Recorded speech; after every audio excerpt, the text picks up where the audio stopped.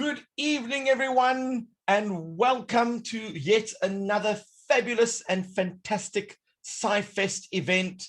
I have missed you all. It has been a while, but I've been involved in a few other projects. But this one I'm particularly excited about because, as you know, I am a little bit of a fan when it comes to space and Mars. I do want to say that we have got a very special guest today, and he's going to be speaking on something that has been bugging me for quite a while. I know that we've been talking about getting to Mars. I know we've got rovers, and now we've got drones. But then there was talk of one of these special parts of the new Mars 2020 rover, that it is going to retrieve samples, and then somehow we're going to get those samples back to Earth. And I've just been racking my brain. How are we going to do it? And today I think I'm hoping we are going to get the answers to that particular question. It's going to be a mammoth task, but I'm sure that the ingenuity and creativity that goes behind it will all be explained. So our special guest is Dr. ASHITEY TREBI-OLLENNU, and of course, he has got many letters next to his name, which is usually a good thing. Dr. ASHITEY is the Principal Robotics Engineer, Deputy Chief Engineer, Assistant Division Manager of the Autonomous Systems Division 34, and Technical Lead for the Mars Sample Return, Sample Retrieval Lander, Sample Transfer System. It's a mouthful. He was the product delivery manager for the InSight Mars Mission Instrument Deployment System, the Instrument Deployment System Operations Team Chief, and a technical group lead in the Robotic Manipulation and Sampling Group at NASA's JPL out in California. He's also been there since 1999, which is quite a few years. So he's obviously quite entrenched in the NASA system over there. He is a fellow of the Institution of Engineering and Technology in the UK. He is a fellow of the Royal Aeronautical Society, a UK senior member of the IEEE RAS, and of course the IEEE SMC. And if you're trying to work out what those are, I believe that is the Institute of Engineering. Dr. TREBI-OLLENNU is also a fellow of the Ghana Academy of Arts and Sciences, and his current research at JPL focuses on planetary rovers, manipulation, multiple mobile robots, which is the planetary outpost, reconfigurable robots, and man-machine interaction. Wow. And of course, his research has resulted in, well, when I last checked, 95 publications, but it's very possible that it's a lot more than that. I just have to say that I'm deeply excited about this, and I'm going to try and bite my lip and make sure that I don't interrupt you while you are speaking, because this is a topic that is particularly exciting for me. So I'm going to warmly welcome Dr. TREBI-OLLENNU and ask him to please share his presentation with us. Oh, thanks a lot, Steve. I'm really grateful and humble to be presenting to your wonderful Science Fest Africa. I think it's the premium Science Fest in Africa, if not the world. And we're very grateful for the organization for spreading STEM education across the continent. So I'm very grateful to be here once again, and we want to talk about Mars. And I always, when I do talks across the continent, I always try to remind people, prehistoric men walk across Africa from south to north, east to west, and they look up in the sky. And what did they see? They saw a lot of constellations. They saw wonderful things. And they didn't just admire them. What did they do? They documented them in rocks, in carvings. And they didn't just do that. They even went further. They took what they saw, and what they did with it is they used it to make life better on Earth. And how did they do that? They did that by using them to classify the seasons, to make a calendar, to make the lunar calendar, the stellar calendar. And they use it to know when to plant and when to harvest. So since prehistoric times, man has been looking up into the heavens and using what they see in the heavens to make life better on Earth. And as humanity, we've been continuing in this quest. And we have the privilege in this generation to be able to go outside the confines of Earth to continue with this exploration.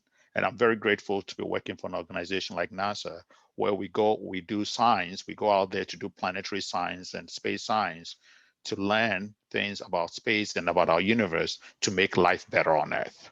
And this is the journey that I've been working on. And today, following the footsteps of our great grandfathers that walked the land from south to north and east to west, all over. And today we're going to talk about Mars. Today, when you look at Mars, Mars appears to be a very cold and desert place. I've been operating rovers on Mars since 2004. I've worked on the Spirit on Opportunity, drove the rovers for 5 years, work on Phoenix, work on Insight, work on MSL, and today working on the Perseverance. So people always ask, why Mars? Why do you want, why are you so interested in Mars? So Mars is very close to Earth. It looks very like Earth, but very different. You know, it's a little bit smaller. So when we look at the history of Mars today, modern Mars looks very barren, but from what we've observed on Mars about 3.6 billion years ago, it looks as if Mars was a very viable planet with a lot of water, just like Earth. And we just want to understand what happened, right?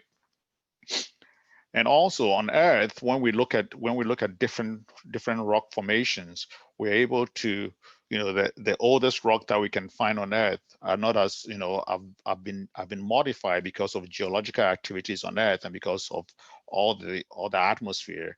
It's changed quite a bit. So if we want to look at past life or we want to look at how life started, it's very difficult to do it on Earth. We have to do a lot of search, right? And I can show you around the map where we find some of these old rocks across the globe. But Mars is slightly different because Mars seems to have preserved a lot of material because it doesn't have an atmosphere and it doesn't. There's not a lot of tectonics on Mars as on Earth, so it's preserved a lot of this knowledge. And I'm showing it here just a brief terrestrial biological timeline to kind of get you to kind of see where Mars is and where Earth started and how we might be able to use our experiments and observation on Mars to be able to pinpoint how life started, or even if there's life outside of Earth. So if we're going to Mars to look for what we call microbial biosignatures, what do we have to look at, right? And you know, it's not very clear what to do, but why we could definitely declare victory if we find fossils like this on Earth. It's almost 3 billion years to achieve this level of complexity of organization, right? And we will be very fortunate when we get to Mars to see a fossil. But there are things that we can look for. Instead, we can look for trace of remnants of microbes, you know, called biosignatures, you know, where you can see in the lower image, right, amongst the oldest evidence of life on Earth, right? And then we can look at what we call stromatolites, that produce microbial mats growing on muddy surfaces. So these are the things that when we go to Mars, we can look for. We're not expecting to see any big fossils on Mars, but we think we can be able to look for this microbial stuff. And to do that, we have to dig into rocks. And then we can look at Shark Bay, you know, on Earth. We can look at Shark Bay. You can see here, this is looking at Shark Bay, where you can see flat top domes of living stromatolites lying just above the level of the sea. These lumps of rock are made by living things, right? Similar to the way that a coral is built up in the Great Barrier Reef. But the organisms that build this are much less advanced forms of life than the small animals that build the coral reef. So they're very primitive in that sense. And these are the kind of things that we expect. If life has been on Mars before, past, we should be able to detect, we should be able to see these kind of signatures in rocks.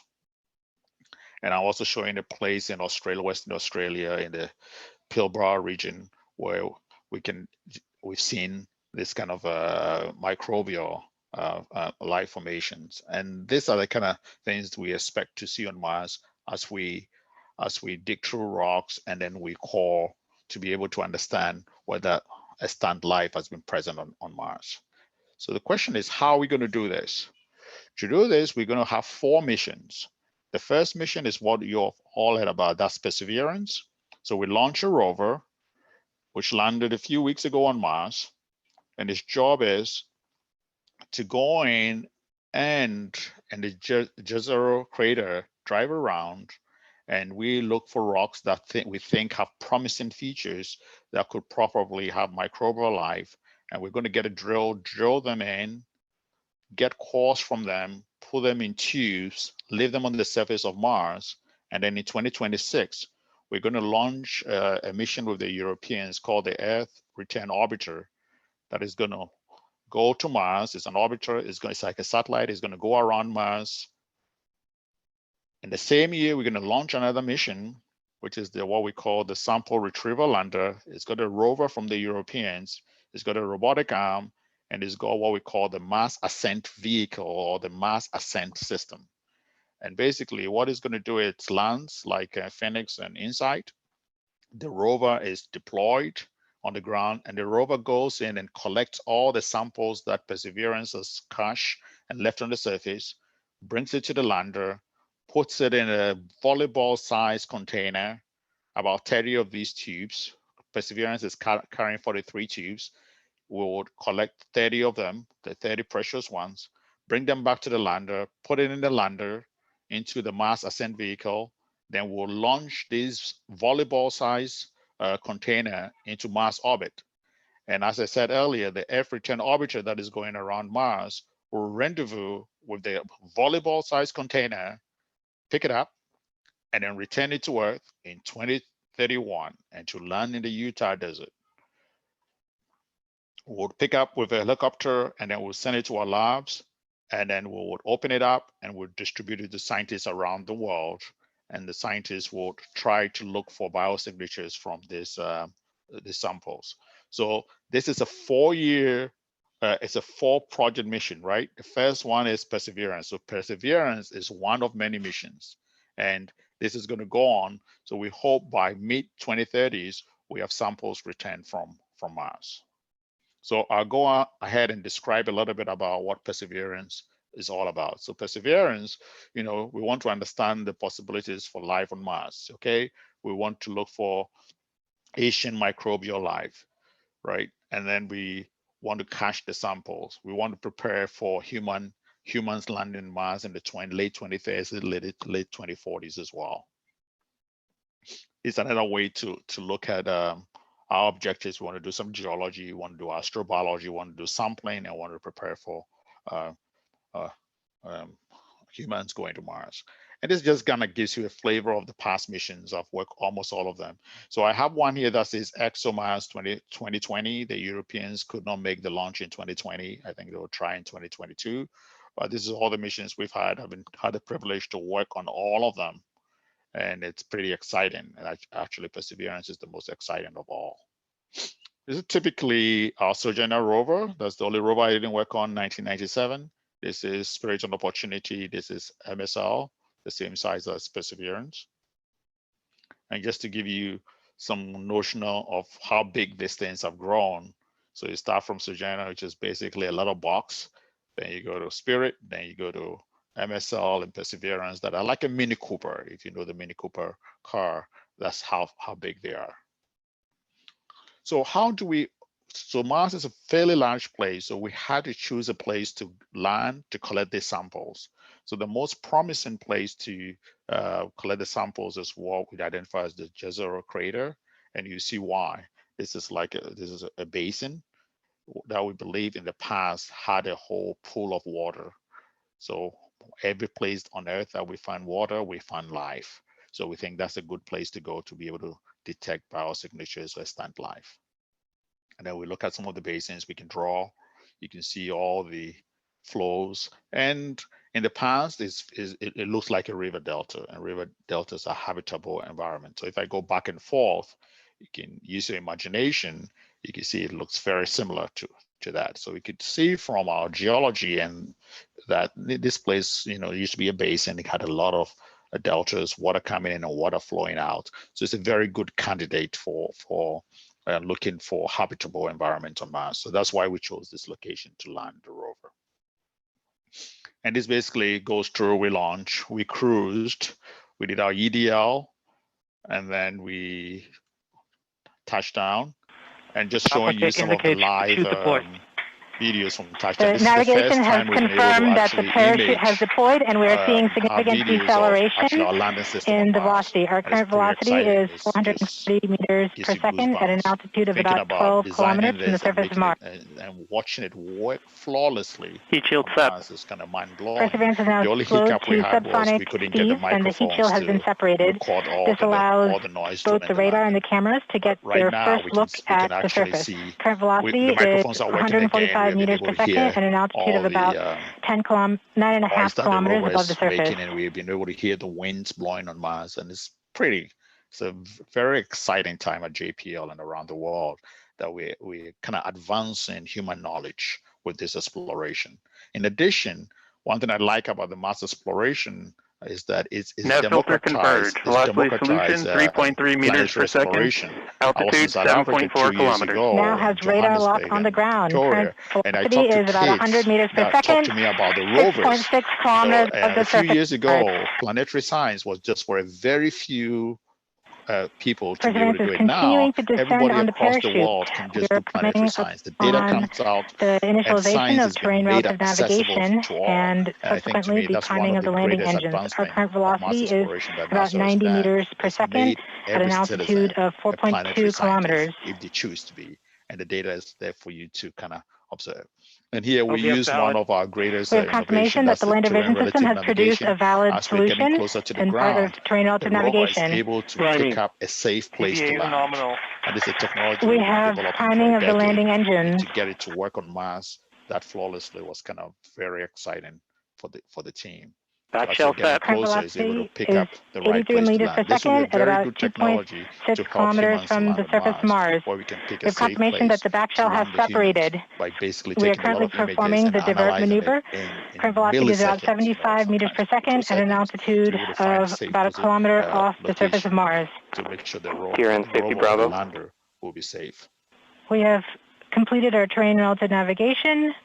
Current speed is about 30 meters per second, altitude about 300 meters off the surface of Mars. At the meat of our discussion, the different instruments on the we have started our constant velocity this is a camera underneath accordion, which means we are conducting the sky crane. Camera above the rover on the left, looking up. Maneuver. One camera looking down, one camera looking up, and you can see the sky crane system. Sky crane maneuver has having started. the camera looking down, so you have 5 cameras all over the place. About 20 meters off the surface. Difficult to keep track of. So one underneath the rover, belly of the rover, one on top of the rover, one underneath the sky crane, looking down Tango at the rover, Delta. and the sky crane flies away. Confirmed. We've never seen this before, and it's just kind of like mind-blowing. Very exciting. So I'll skip a few of this, which I believe you've seen. And this is the 3rd time we've been able to use the orbiters around Mars, the high rise on the Mars Reconnaissance Orbiter, to capture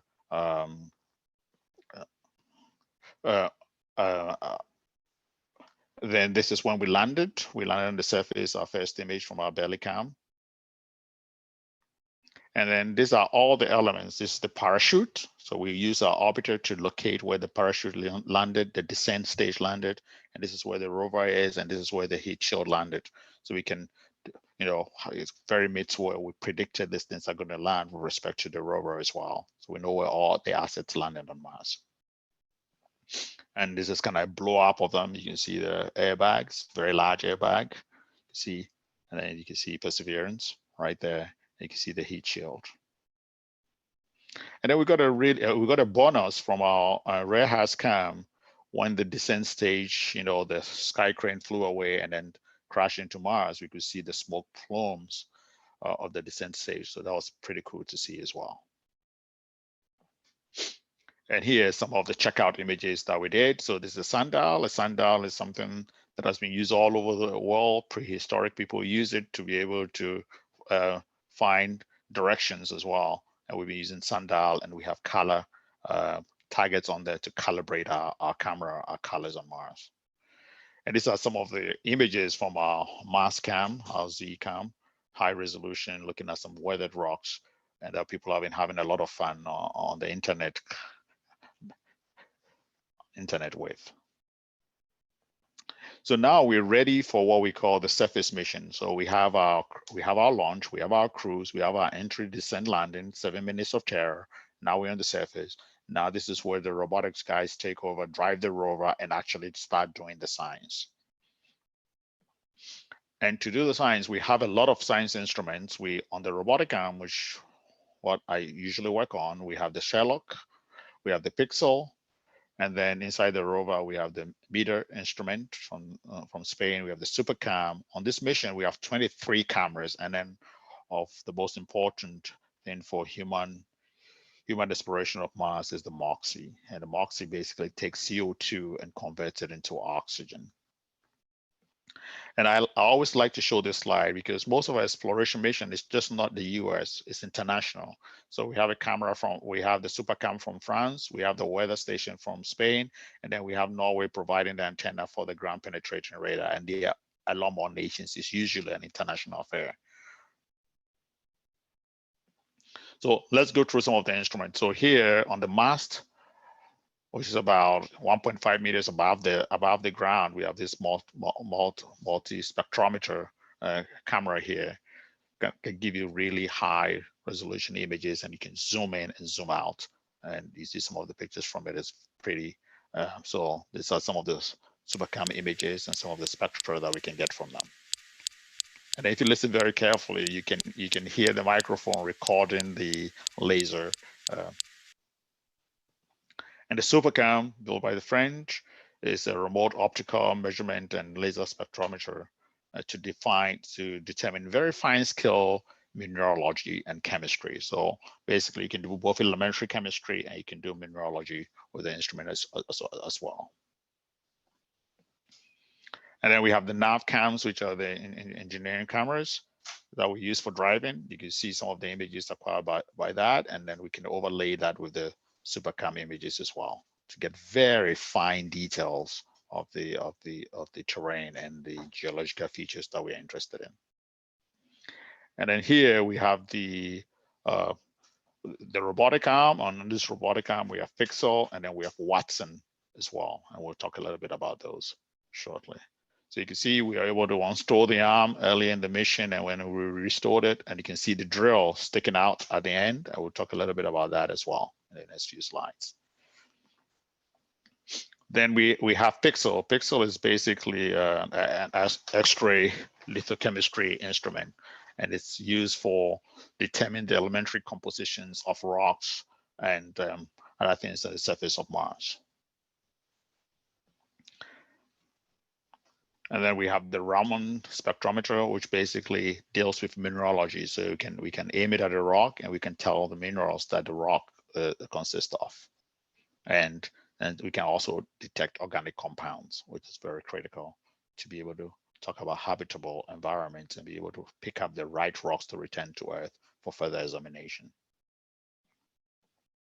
And then we have the Watson, which is a wide angle topographic sensor for operations and engineering. It gives you some really cool high resolution images as well at the microscopic level. And this is our first time we kind of turn our wheels on Mars. It was pretty exciting to see the wheels working really well, the actuators, everything functioning nominally.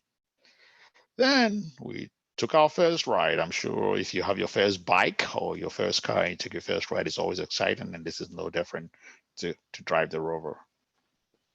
The other instrument we have from Norway is the RIMFAX, which is the ground penetrating radar experiment, and is at the rear of the rover. And then we have the MEDEX. We deployed it. We use the same thing on Curiosity. We use the same thing on InSight, and we'll be able to provide daily weather forecast from Mars. We're already doing this on InSight mission, where we're providing the daily forecast of weather on Mars. And this would also add to it from different locations, and we'll get a very good picture of what is going on Mars. Then this is more for the human mission. This is the MOXIE. You take CO2 and then you generate oxygen. This is going to be very critical for human exploration of Mars. And this experiment is ongoing. And this instrument was built by MIT. Then we get to a new technology demo, Ingenuity. We're going to have a first flight on another planet in probably a couple of weeks. Currently, we're driving and looking for a good landing site to drop it, pad to drop it, and we're going to drive away from it, and we'll go get it. We only need 90 seconds of flight for us to get all the information we need to be able to understand flight on another planet. And this is something I work on. It's pretty exciting, and we can all wait to see this. And this is the kind of stuff we expect. We have got a 2-rotor system. We have a solar panel on top of it. It drops underneath the belly. The rover backs up. Then we point all our cameras at it, and it takes off. And all we need it to do is 90 seconds of flight. And it's going to be very exciting. We've done the flight in our chambers here, Martian conditions.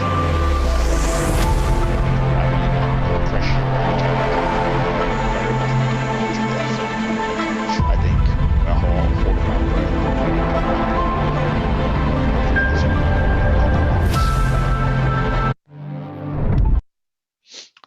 Okay, so I just wanted to show you this picture. This is one of the from our landing site. We took this picture, and you can see what the terrain looks like. This is what the delta looks like. That is 10 meters. So you can see how high this is. And we were currently plotting our drive around this delta, and we're looking forward to some really exciting scientific findings. I just wanted to show you this picture so you can get a sense of the adventure we're about to embark. I think it looks like Table Mountain and Cape Town, maybe, if I'm right, but I could be wrong. Okay, so the system that I spend a lot of time on is what we call the sampling caching system. And this is the robotic arm that is going to drill into rocks, get cores from them, present them to the instrument, do all the experiment. This is what interacts with the payloads and with the rocks on the surface. It's very similar to MSL, but in a way different as well. So we have a robotic system, and then we have 2 robotic arms. This is the first time we've launched a mission with 2 robotics arms, one on the outside, one on the inside, and you're going to see both of them shortly. And then we have our sample tubes that we'll put inside the drill, core a sample, put them in there, save them, and then seal them, hermetically seal them using gold. I always tell my colleagues that I think the gold is from Ghana, but since I'm talking to people from South Africa, I have to say the gold is from South Africa, right? And it's 24 karat gold. Gold has got very good thermal properties and it's also very soft. So as you seal it, it kind of grows and fills it up, and it can capture all the gases and everything. So it's pretty exciting as well. So let me give you, I'll use this animation to give you a sense of how we do the sampling. So when we're ready to sample, we would uninstall the robotic arm.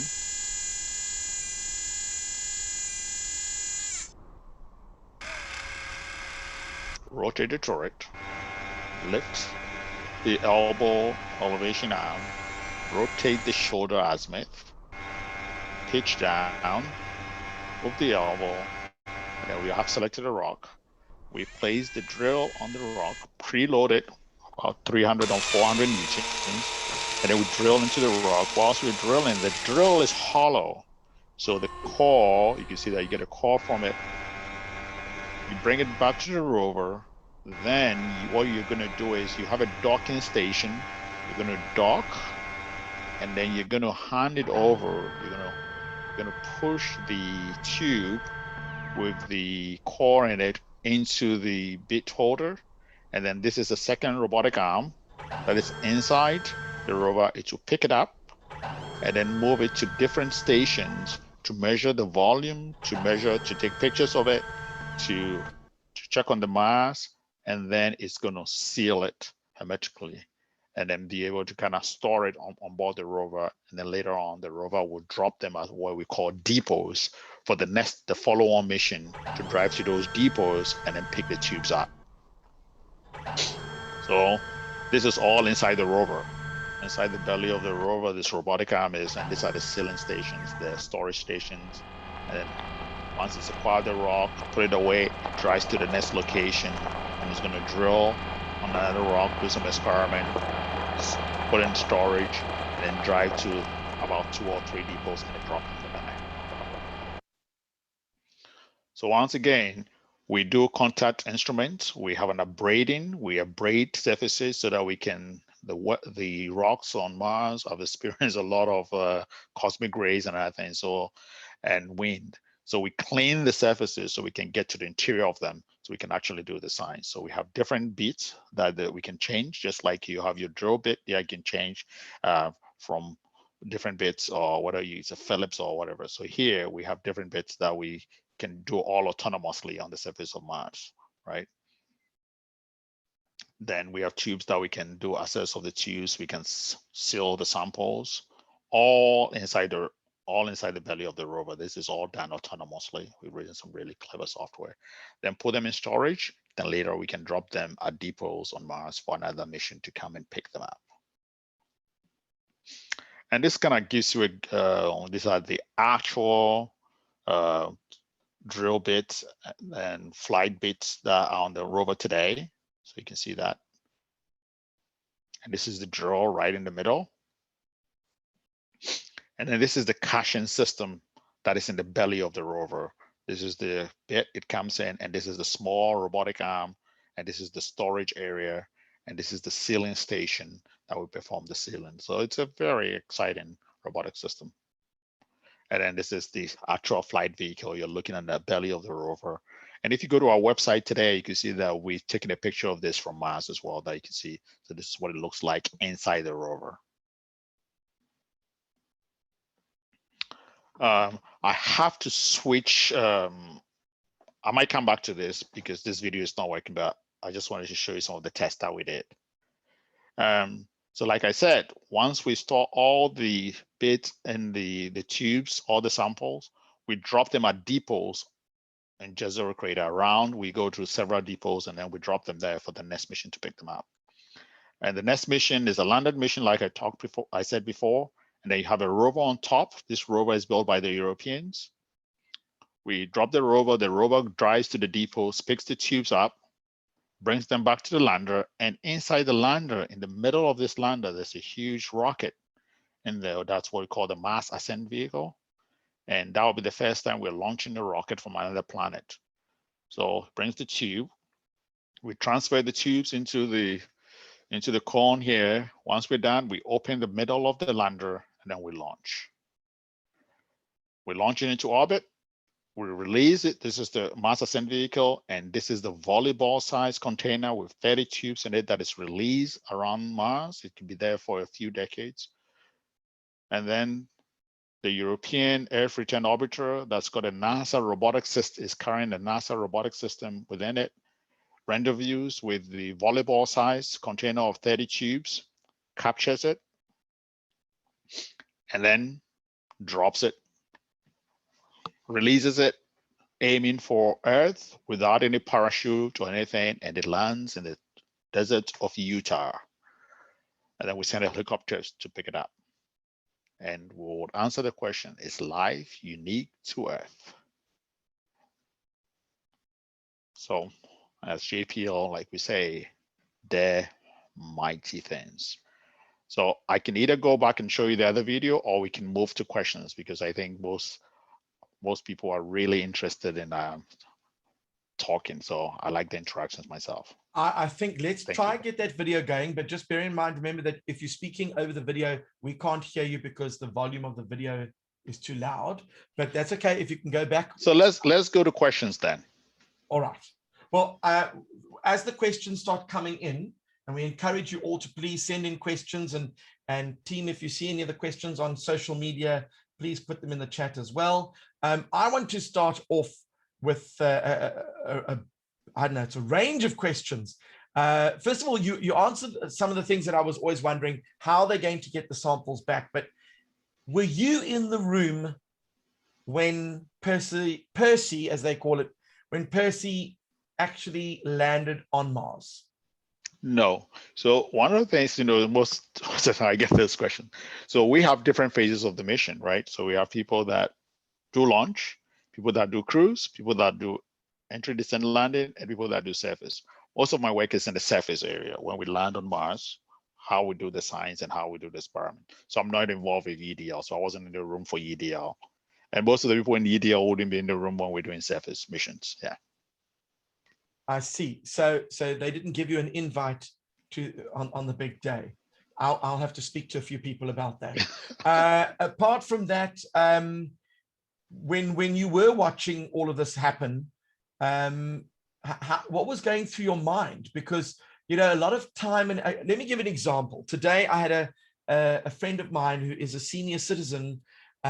She is in a home for seniors, and because of lockdown, she is stuck there, and we needed to put a Wi-Fi adapter into her computer so that she could join the Wi-Fi. Now, I don't need to explain the complexity of technology to a senior who doesn't even know how to switch on a toaster.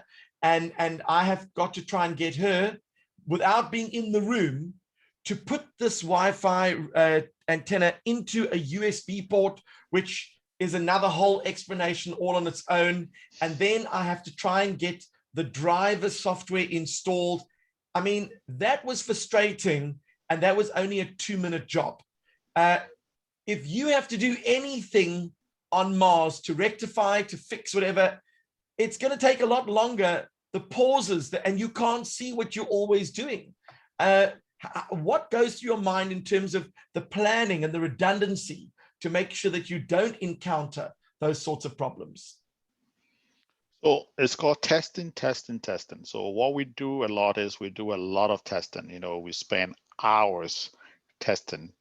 And one of the advantages we have is that we've flown a few, so we always build on the past.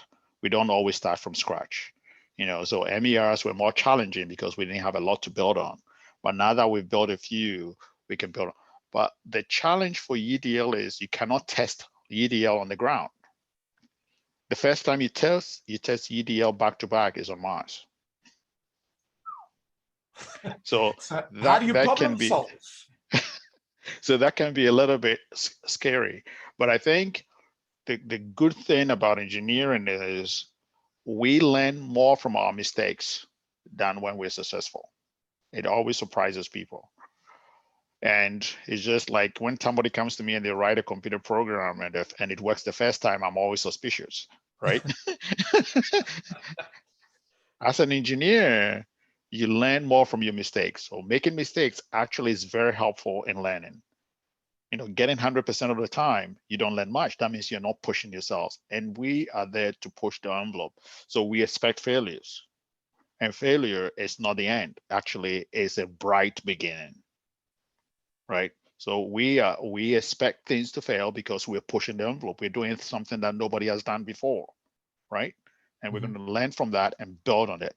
But the way to minimize unnecessary failures is having processes and following the processes. So if something goes wrong, you can pinpoint where in the process it went wrong, and then you can fix that process. Very cool. Well, I see we have a question. It is from Adzo in Ghana, and Adzo wants to know, how long does it take the rocket to get back to Earth? So if you're going to collect that sample, what sort of time frame do you have where this thing is launching into space and then is collected and then brought back to Earth? So like I said, you know, we land in 2020. We launch in 2026. The orbiter gets there in 2027.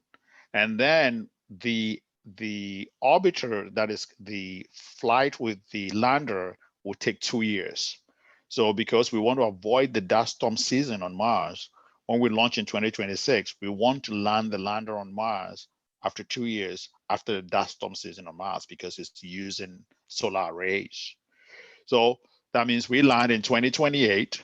We have a year on the surface. We launch, which we should be done within the year. So by 2029, we've collected all our samples, put them in a volleyball size container, put it in the MAV, launch it into orbit, rendezvous with it. So by 2031, we should have the sample on the ground. I'm curious, why would you throw the samples all over the place and expect someone to come and, you know, dust it up into a dustpan and put it into the little rocket? Would you not find it easier to meet at one rendezvous point, collect all the samples, and then take them from there? So when we're doing these things, you got to think about risk, right? So for example, we have 43 tubes. The first place we get to, we want to get a sample and drop it, right? What about if you get a sample and you store it in the rover and something happens to the rover and the robotic arm doesn't work again, then you've lost it. So it's a risk mitigation approach. So as you go along, you keep dropping samples just in case, because, you know, Mars is a very harsh environment. And, you know, as I've said earlier, we're pushing the envelope of engineering. We don't know everything. There are things that can happen, things that can fail. So you're trying to mitigate against that. So everything you do, you're trying to have a certain of risk management approach to it. So now Perseverance it's got very sophisticated equipment on. How heavy is Perseverance? So we landed it, when we landed the whole thing, it was a 1 metric ton, but that includes all the systems. I'll have to get back to you on how heavy Perseverance is. Well, I know our landing mass was a little over 1 metric ton. Yeah. I mean, the reason I mention this is because some of the equipment on there that can analyze the rocks and do all those on-site analysis would be so cool if we could send out people on Earth to go look at rocks with a backpack on, and they literally would have access to these incredible devices to study the rocks. Instead of taking samples and bring them back, they could actually analyze them there and then. So one of the things, humans are very expensive, right? So when you take a human to Mars or the moon, you want to make sure that all the homework has been done, so that when they get there, they can do what humans do best. You don't want humans to be building infrastructure. So sending robotic precursors to go and survey Mars, be able to analyze the geology of Mars. We can send humans exactly where we want them to go, rather than for them to spend months combing the whole of Mars. So that's why we do precursor missions. Robots extend our reach in a way that we cannot extend our own reach. If you put humans on the surface, the infrastructure that you need for the humans to travel to search for the most appropriate place to sample will be cost prohibitive. And you cannot just trying to keep the humans alive for that long, like the rovers, it's going to be a reach. I think in a few decades, we'll be able to do that, but you need the robot to do the precursor work so that when humans go to Mars, they can do what humans do best, be able to go in there, do the analysis and come back quickly. And, you know, safety is also something that we keep in mind. Yeah. Now, this is just between you and I. I'm not going to say anything, but did you carve your name on the robotic arm when no one was looking? Just, you can tell me, I won't say anything. No, we don't do that, because it's just good enough to work on it and be able to, I think it's good enough memory, because it's a shared resource. But you know that we have Perseverance on the robotic arm written very boldly on it. That's the only mark you can find. But no initials, like no initials. AT was here, you know, nothing like that. No, nothing like that. Because I know that JPL loves to hide little messages in the parachute and in the wheels and the tread. So I thought maybe the robotic arm moves in a certain binary motion, little clicks of the lasers, hidden messages to say that Dr. TREBI-OLLENNU was actually there. So I think you've given me an idea. The next time I'm operating the arm, I might just write Steve Sherman on it. That's a bit, well, I don't mean to boast, but my name is already on Perseverance. You know, I was one of the gazillions of people who signed up, and there's a little chip on the actual rover with all the names. So if the aliens were ever looking for a hit list of who to take down first, sadly, I will be one of those millions that they're going to be chasing. So now this mission that has got Moxie. I like the word Moxie because it obviously has other implications as well. But Moxie, is going to be taking CO2, separating them so that you just get the oxygen. How is it going to do that? Can you, okay, so MOXIE takes in CO2 and processes it and generates oxygen, and it can measure the purity of the oxygen, right? So what was your question again? I just want to know how it's going to do that, because I mean, it's great that we've got a device that can separate. I mean, what sort of mechanisms are they putting in place to separate them, and are they storing any of the oxygen? Are they just seeing what sort of quantity they can make? Like what sort of metrics are they looking at? So I have to admit that I don't know how MOXIE works. I know the high level, electrolysis and other things that it does to get it to work, but I don't know the very details of how it works. But it does store some of the oxygen and tries to measure the quality of the oxygen. And is it just taking from the atmosphere, CO2 from the atmosphere? Where is it going to collect the CO2 from? Oh, so Mars is full of CO2. The Martian atmosphere is all CO2. Oh, I see. So it's just pulling it out of the air, turning the CO2 into air, and that would be a good indication if we were going to build a settlement on Mars, that there would be, for example, a mechanism to just keep pulling CO2 out, turning it into oxygen so that they actually have air to breathe. Affirmative. And then for also rocket fuel, right? So that's why it's a very important experiment. Now, we've seen SpaceX has had a couple of challenges with some of their rockets of late, the S9 and S10, SN9 and SN10. What I was thinking is the rocket that's going to fly back to drop off those samples in space. There are a lot of risks involved there. You don't have a nice launch pad. You hope that we've never launched a rocket from another planet before. I mean, these are major hurdles. What are your thoughts on this? So that is why it's so exciting, doing something for the first time. And that's what wakes most of us up in the morning to go to work.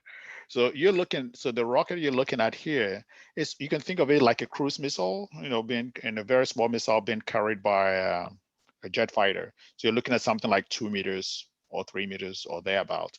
So you shouldn't think of it like a 20-story building, like a Falcon 9 or anything of that nature. So it's a much more smaller rocket. So we've launched such smaller rockets from different jet fighters. You drop them down and then you just start the engine and they kick off. So, but here you don't have that atmosphere. You have the gravity is a little bit low. So, if you do the physics, it's viable. Tongwane wants to know, why are the sample return missions being done in various stages instead of in a single mission? So what you always think about landing on Mars is landed mass. Okay, there's so much right now. We can land a metric ton. To land something larger than that, you need a parachute that's almost twice the size of what we already have. So it becomes very, very complicated to land. So the challenge is to land anything heavier than that, you might want to land with a rocket all the way down. And that's what I think a place like SpaceX and Blue Origin, they just want to land. They're not going to use parachute. They have a rocket. They're going to go all the way down, slow themselves down, fire things up. So it's your limitation is landed mass. And the other also is technology, right? So by doing things in stages, you are able to reduce the complexity. And then you have time to develop all the technologies you need to be able to accomplish your goal.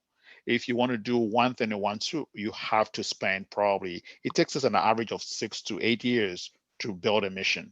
So Perseverance took about 8 years from concept all the way to deployment. So if you have these complex systems where you want to have a lander with a rover and a MAV to go, a rover big enough like Perseverance to go collect the samples and come back to the lander, you can imagine the lander and the Perseverance is going to be one huge, you have probably 2 to 3 metric tons to land on Mars, and the technology currently is not available. Wow. Okay, well, I see we've got a comment on Facebook from Catania. She says, this is mind-blowing. Thank you so much for sharing these priceless moments in history in such detail and with real passion. Now, when she says real passion, I mean, clearly this is your baby. I mean, you know, if someone had to say to you, listen, I'm afraid we actually can't pay you for this work, you would still be doing it because you really love what you do, don't you? Yes, so I think I really, most of the people that we work with, just myself, really enjoy what we do. And I think at our forefront is advancing human knowledge. Like I said earlier, when we look at prehistoric humans, we always look to the heavens to make life better. And it's always good to walk around the continent and see the impact of NASA technology on people that haven't put any money in it. But our goal is to advance human. Everything we do is advancing human knowledge and just trying to see the democratization of planetary exploration, that the average kid in the most remote part of the world can look at an image from Mars and can make their own assessment. All the data that is coming is available to everyone, right? I think to me, that's the most exciting thing, that we're doing something that is accessible to everybody on Earth and to advance human knowledge. And knowing that this will make the footnote of history is kind of mind-blowing, to be quite honest with you. So I've just asked them to end your presentation just so that we can get you full screen, because otherwise we get only a small little picture of you while you are chatting, and we want to certainly see you. Okay. So what I find absolutely amazing is that the mission is to find evidence of life on another planet. And there is a pretty good chance that if you are parked in a crater, that the Jezero crater that used to be a source of water, that we are going to find something. Have you braced yourself for that moment where they go, and the big reveal is nothing? Sorry, we did not find anything. We are going to still send humans, but I'm afraid we did not win the big lottery. We did not find any evidence. But what happens when they do reveal that we found something? Who gets notified first? There must be a hierarchy. Is Jim Green sitting there going, sorry guys, I get to read the envelope first? Is he going to pull a Steve Harvey and announce it and pull out the wrong information? I don't know, but I mean, this is a very exciting moment, and one of the main purposes behind Perseverance, to prove that there is, or there was, life on Mars. So I think, you know, we, from all our previous missions, as we build up, we know that Mars, you know, in the past had a habitable environment, right? So now we want to say, are there evidence of microbial life on Mars, right? But I think there's no win or lose here. Life or no life, we made a scientific discovery. And that's, you're never going to lose in science. It's a discovery. But the process that we go through when we find new chemicals and other things on new elements on Mars or new discovery, it goes through the peer review process. It's not a political thing, right? So the scientists have to look at the evidence, and then it has to be peer reviewed. Once it's peer reviewed, and it's shared with the public. So there's no premature announcement of yes, it just goes through a process. It's not a political thing. It's very scientific driven. Yeah. What is your gut feel? I know maybe you're a betting person. I don't know. What is your gut feel? What do you think is going to happen in the next couple of years when those vials are delivered back to Earth? What do you think they're going to find? So I would say your guess is as good as mine, right? So because to me, I don't see it as a win or lose. I just think it's a win-win. Just getting samples from Mars to Earth is a big win. Anything else is a bonus. I like that attitude. Very cautiously optimistic, but tempered with a little bit of realism, so that we don't overstep the boundary of too much optimism. That is definitely the scientific approach. I see there is another question from Stuart. He wants to know, but there can be a false negative on whether there is life, but perhaps not a false positive. Does that make sense to you? A false. So I think the question, what makes this challenging is, what type, life as we know it is carbon life, right? Mm-hmm. Could it be that there's a different life form that we don't know of? So that's why I think it makes a challenge. So I don't know whether it's a false negative or a false positive, but if it's a life form that is not what we are used to, or a chemical signature that is different from what we expect, is it a false positive or is it a false negative? So I don't think you can put that in that context here, right? Mm-hmm. If it's carbon life, then you can talk about that. But if it's a different type of life, then what do you do? Well, you see, this is the other thing. I mean, we don't always know what to look for. We've just assumed that Mars, Earth, similarity, let's take what we've got on Earth, let's put it on Mars, test what we would expect to see, but maybe there might be something that we're missing. Exactly. So that's why there's going to be, I think, one thing we know is that there's going to be new discoveries. Well, that is always something that we can only hope for, but I can tell you that from a media point of view, that Perseverance certainly got the world's attention. And I think it's wonderful that people are excited about Mars.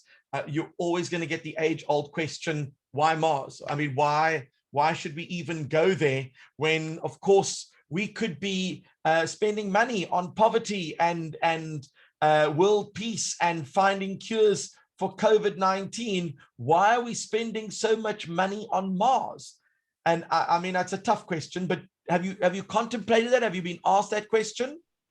So especially on the continent, as I travel across the continent, I get that question a lot. Why spend billions of money on Mars? And, I start with something that people think is a little bit flippant. Actually, we don't pack the money into a rocket and launch it to Mars. We actually use the money on Earth. Mm-hmm. So, I like that. We use the money on Earth. So we always try to start from there. Then I ask people, do you have a cell phone? They say yes. How do you think your cell phone came about? Because somebody sat in the cave and didn't look to the sky and just the cell? No. By doing this advancement of exploration of space, we get technology that makes life better on Earth. And I go back to our forefathers. When they look at the constellations, they were beautiful. They say, oh, what a beautiful constellation, and bury their head in the sand. They said, what can we use it to make life better on Earth? And that's exactly what we do. So the money that is being spent to make life better on Earth. Today, you can get the most remote vaccination part of Africa if it's not for NASA technology, because you need to keep these things cold. We have phase changing materials that you don't need a refrigerator. They have a box. It can keep it cold enough for you to travel hundreds of miles into a remote area to vaccinate people. If you look at, most people have trainers, right? And you ask them, how do you think the soul of your trainer came about? It came about from the lunar program. So most of the night, that's how, because when we were trying to a very abrasive regolith on the moon, they had to come up with ways to build a shoe that will survive. From that, you have all these trainers. I can go on and show you NASA technology after NASA technology that is benefited mostly the developing country. For I think I'll always take zero investment for 100% return, right? Somebody is investing the money and I'm getting the benefits. And I think the advancement of space science has actually made life on Earth better, and it's improved our life. I can go on and on and on and on about things that, the internet, you have satellites, you have, it's what we're doing, it's pennies on the dollars. The return is incalculable, right? So we can certainly drop the microphone on the heads of the people who say, why Mars? We should be spending money on Earth, when the reality is we actually are spending on Earth. But of course, sometimes people don't always see it that way because they wear certain tinted glasses and they prefer to see it in their own worldview. But now I'm looking at the time and I'm seeing that we are already over, and I would probably still keep going for at least another 2 hours of my questions, but I'll tell you what we're going to do. I'm going to have a look to see if there was one more. So Stuart wants to just respond, and it says here, just to say that we have met ASHITEY many times in Ghana, and he has come to talk at our planetarium. We are very proud of him and the work he has done. So just know that you are a little bit of a rock star out in Ghana. So when you arrive at the airport, they roll out the red carpet, feasts at the palace. I don't know. I mean, or do you get there? How often do you get back to Ghana to go and visit? So I have the Ghana Robotics Academy Foundation that does a lot of STEM work. So I used to go to Ghana every 2 years. We have a whole lot of programs, and we've had a lot of teams win world championships in robotics at a high school level. But because of COVID, I've not been able to go. I was supposed to go last year. I've not been able to go, but go there quite often. And how often do you come to South Africa? So the first time I was in South Africa was in 2019. That wasn't so far away. Yeah. I was supposed to have been in South Africa last year again in 2020, but COVID, obviously. Yeah. But when COVID's over, you are planning another visit. Yes.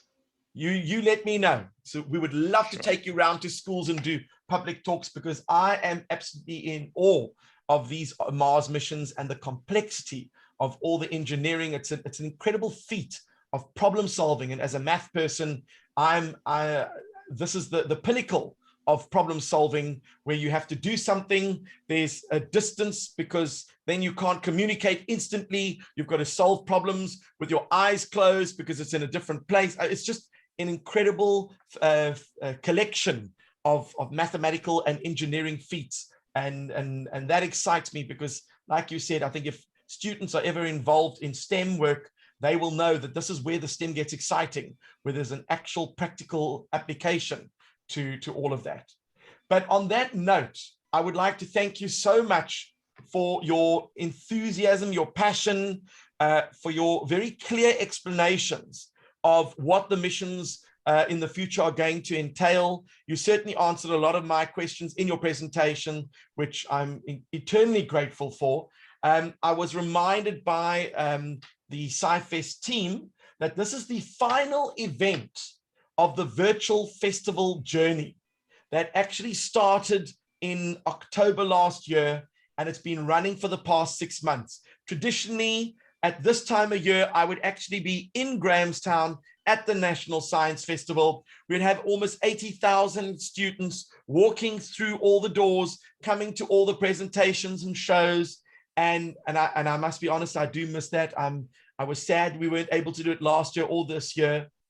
But of course, with the advent of technology, we were able, thanks to NASA, we were able to obviously connect via satellites and internet and Wi-Fi and fiber, and people were able to benefit from these things. So we want to say thank you so much to the viewers and the followers who've been logging in. If you've missed any of the incredible talks over the last couple of months, please go visit the website for SciFest or their Facebook page. You can actually go and see all their past events, and they've stored all the videos.